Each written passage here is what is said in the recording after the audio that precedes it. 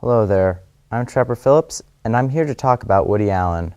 For over 40 years, Woody Allen has been a top-tier director, writer, producer, and actor, from raunchy comedies such as A Midsummer Night's sex comedy, to heartbreaking but touching romances, such as Annie Hall, to magnetic dramas like Crimes and Misdemeanors, and everything in between. Woody Allen has done them all. Woody Allen was born in New York City on December 1st, 1935. Born as Alan Stewart Koningsberg, Allen grew up in Brooklyn. Woody Allen has always had a love of film since he was a child. Woody would go to the movies with friends and family alike. At age 17, he began writing jokes for a paper under the name Woody Allen. By the age of 20, Woody Allen was selling jokes to New York tabloids and had married his childhood sweetheart, Harlene Rosen. By the age of 23, he was writing jokes for the likes of Sid Caesar. Eventually, at the urging of his managers, Jack Rollins and Charles Jaffe, Allen started performing his own material in clubs. Allen had always been a great writer, so everyone figured it would be natural for him to make the jump to performing his material.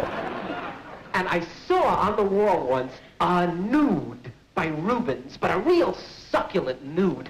A naked huntress stabbing to death a warthog. And I got very emotional. Allen stumbled across a treasure trove of jokes when he divorced his wife in 1962. After an uncomfortable and unsettling marriage. Throughout his life, Woody Allen would become an expert on the absurdities of love and marriage as displayed in his movies and in his private and public life with Mia Farrow.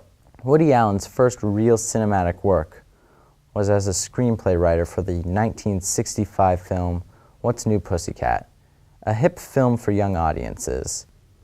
However, the process of making the film sickened Woody Allen.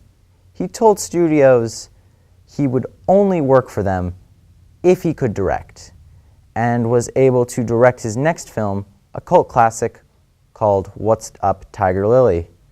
Eventually, Woody Allen began to construct a style from his inspirations of Bob Hope and Groucho Marx. Woody Allen's eclectic and intellectual style would also bring an overtone of the themes of love, death, and life, with a neurotic and absurd tone in his comedies and a saddening but bitter tone in his dramas. It was said by Freud, it was said by Eugene O'Neill, one must have one's delusions to live. If you look at life too honestly and clearly, life does become unbearable. Despite growing up Jewish in the 1930s and 40s, it appears Woody Allen hasn't had many problems with anti-Semitism. He did use his Jewish upbringing as an influence, though, but many of Allen's problems come from a common source for many of the problems of the rich and famous: his love life. Woody Allen has been divorced several times, the most notable being the breakup of him and Mia Farrow. To this day, Farrow and Allen haven't been on speaking terms. The main problem in the relationship stems from the fact that Allen had an affair with his adopted daughter. Allen drew even more controversy by marrying the adopted daughter. Throughout Woody Allen's decade-spanning career, he's always had a very distinct voice and staying power. All right, men, let us sing the song of the rebels. Rebels are we, born to be free, just like the fish in the sea. From his earlier, funnier movies, as said in Stardust Memories, to his serious black and white films such as Broadway Danny Rose, Woody Allen has always given his films a distinct philosophical touch that manifests itself in his writing and his look and feel. Lesser directors come and go. Michael Bay's and Joel Schumacher's have their time in the sun, but Woody Allen's been around for several decades, and he still continues to dazzle and amaze countless generations of moviegoers and cinema buffs alike. As for his relationship with his adopted daughter, Sun-Yi Pervin, the marriage still appears to be going strong, and they both seem to be happy.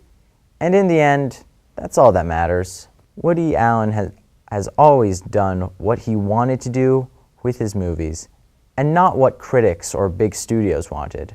From Bananas to Midnight in Paris, Allen has never compromised his artistic integrity. Woody Allen continues making films. He recently made To Rome with Love and completed work on Blue Jasmine, a film about the wife of a Bernie Madoff-like banker who falls on hard times and moves to San Francisco.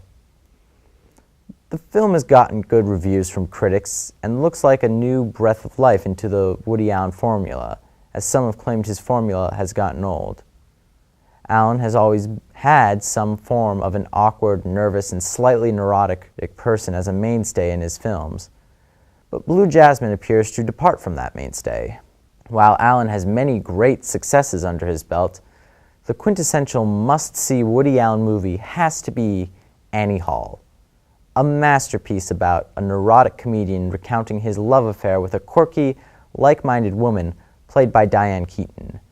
The movie is hailed by many cinema scholars as one of Allen's greatest masterpieces and marks his incursion into the dramatic as he goes from purely comedic to a more eclectic style.